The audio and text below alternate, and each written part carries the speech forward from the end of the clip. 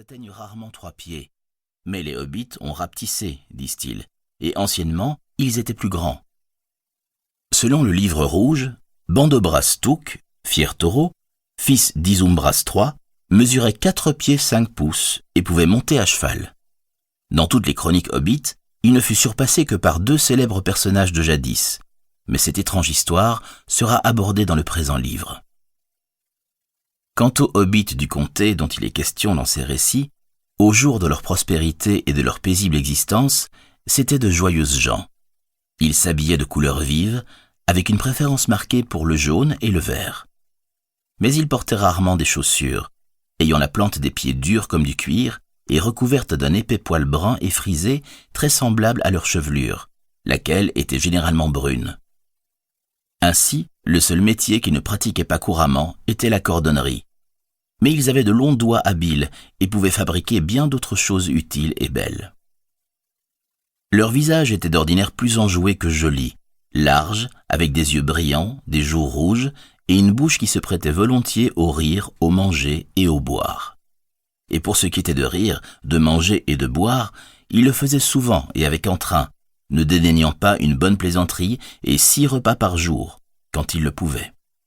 Ils étaient accueillants et adoraient les fêtes ainsi que les cadeaux qu'ils offraient sans compter et acceptaient sans se faire prier. Il semble en effet, même s'ils se sont beaucoup éloignés par la suite, que les hobbits nous sont apparentés. Ils sont bien plus proches de nous que les elfes ou même les nains. Jadis, ils parlaient les langues des hommes, à leur manière, et avaient à peu près les mêmes goûts et les mêmes aversions que les hommes. Mais il n'est plus désormais possible de découvrir la nature exacte de cette parenté. L'apparition des hobbits remonte à très loin, aux jours anciens qui sont aujourd'hui perdus et oubliés.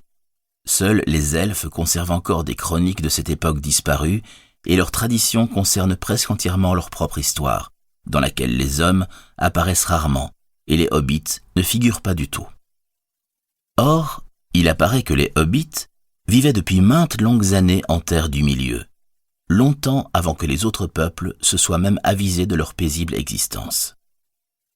Et le monde étant, après tout, peuplé de créatures étranges en quantité innombrable, ces gens de petite stature ne semblaient revêtir que peu d'importance. Mais du temps de Bilbo et de Frodo son héritier, ils acquirent soudainement, sans l'avoir cherché, une importance et une renommée hors du commun, et troublèrent les conseils des sages et des grands. Cette époque, le 3e âge de la Terre du Milieu, est révolue depuis longtemps, et la forme des terres est aujourd'hui complètement changée. Mais les régions où vivaient alors les hobbits étaient sans doute celles où ils subsistent encore de nos jours, le nord-ouest du vieux continent, à l'est de la mer. De leur pays d'origine, les hobbits du temps de Bilbo ne savaient plus rien.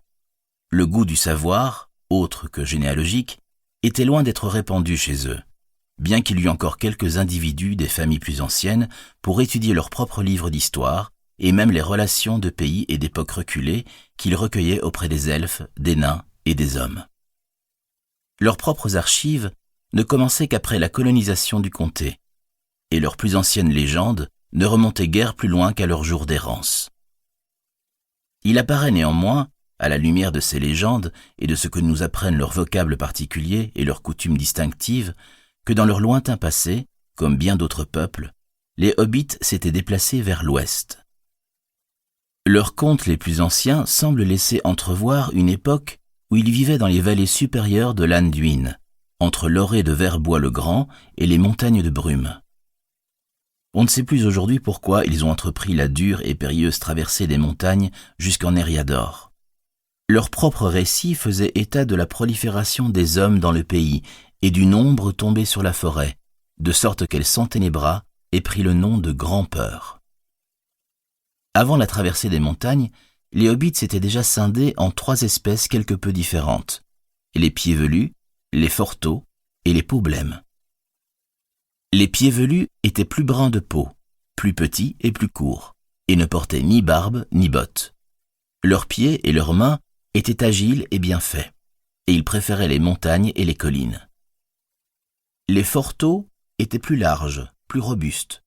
Leurs pieds et leurs mains étaient plus massifs, et ils préféraient les plaines et le bord des rivières.